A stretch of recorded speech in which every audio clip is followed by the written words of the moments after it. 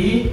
Juste rappeler que je suis présidente de la commission formation, coaching et accompagnement des PME au sein de l'AFECO.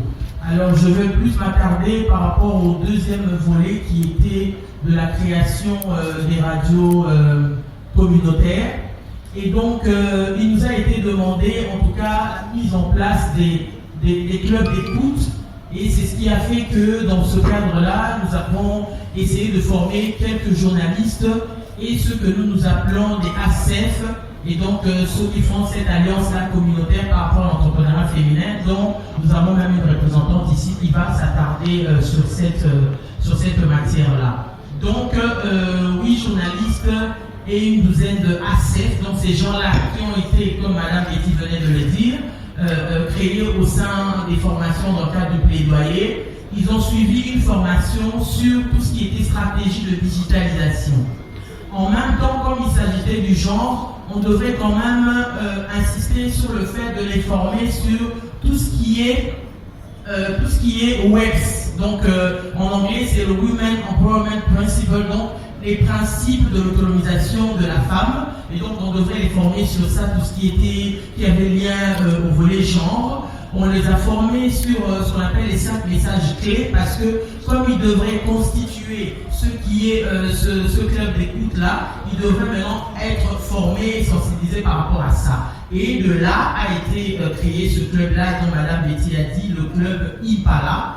Et dans le club IPALA, qui est constitué d'une trentaine de personnes, nous avons sélectionné effectivement 4 radios communautaires.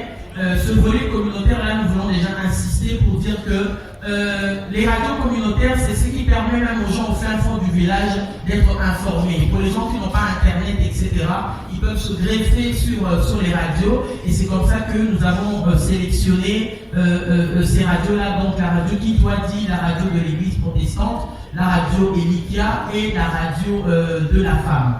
Alors pour ce qui est de ce qui a déjà été tourné, et donc, dans le cadre des messages clés que nous avons eu à mettre en place, il y a déjà 4 émissions qui ont été tournées. Et donc, la diffusion va continuer jusqu'à la fin de l'année, on va dire, parce que c'est vrai que le projet prend fin ce 31 juillet, mais nous allons continuer les diffusions. Alors, au-delà de ces formations-là pour les journalistes et les ACEF, nous avons aussi formé des femmes, donc elles sont au nombre de 62 femmes qui sont sortis du projet COPA. Donc, comme on est dans le cadre du projet PAD PME, comme vous le connaissez, et donc il y avait une compétition des plans d'affaires et il y avait des femmes qui ont compéti et ont gagné et ont été financées. Et donc, ces femmes-là aussi ont été formées sur les principes d'autonomisation, le principe d'autonomisation de la femme et tout. Et donc, ces femmes-là, en dehors de cela, on va créer, au fait, les principes d'autonomisation de la femme et la responsabilité sociétale d'entreprise, parce que, en tant qu'entreprise, quelque part, elles sont censées, à la fin, créer aussi des projets, comme on est en train de parler pour les communautés. Qu'est-ce qu'elles retrocèdent à la communauté? Comment est-ce qu'ils traitent aussi leurs employés par rapport aux 5 messages clés dont elles ont été aussi formées en atelier?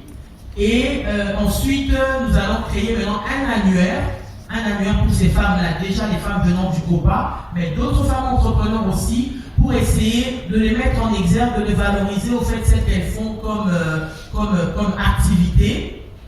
Et à la fin, au-delà des femmes entrepreneurs-là, nous avons aussi sélectionné les entreprises locales, donc privées, les entreprises privées, les entreprises étatiques, les PME et tout. Et donc, eux aussi sont formés sur les principes de RSE et tout ce qui est principe d'autonomisation de la femme.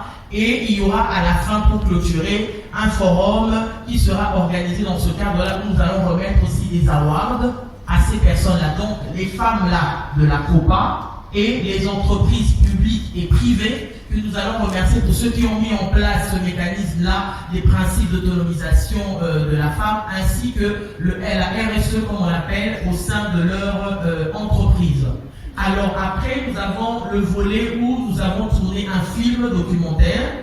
Et donc ce film-là, bien sûr, qui est déjà en finition, donc la diffusion se fera à partir du mois prochain. Et donc tout ça est toujours dans le cadre de la pérennisation sujet-là que nous avons commencé. En tout cas, pour le reste, nous attendrons les questions venant de votre part. Je vous remercie.